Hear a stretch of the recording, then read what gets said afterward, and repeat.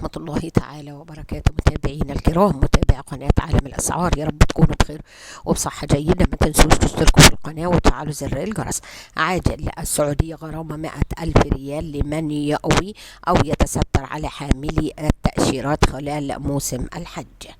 حذرت وزارة الداخلية السعودية من إيواء أو التستر على حاملي التأشيرات بمختلف أنواعها داخل الأماكن السكنية خلال موسم الحج، مشيرة إلى أن العقوبة تصل إلى غرامة مالية قدرها 100,000 ريال سعودي.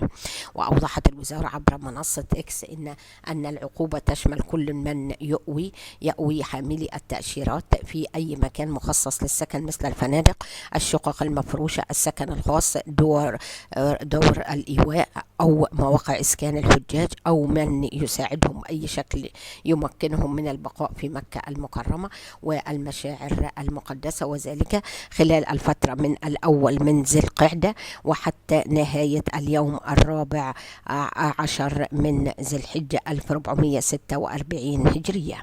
وأكدت الداخلية أن الغرامة تتعدد بتعدد الأشخاص الذين يتم ضبطهم أو التستر عليهم أو مساعدتهم، مضيفة أن من صدر بحقه قرار بالعقوبة المالية يحق له التظلم خلال مدة لا تتجاوز 30 يوما من تاريخ إبلاغه بالقرار أمام المحكمة الإدارية خلال مدة لا تتجاوز 30 يوما من تاريخ إبلاغه القرار أمام اللجنة المختصة، كما يمكنه الطعن على قرار اللجنة أمام المحكمة الإدارية خلال 60 يوما من تاريخ التبليغ.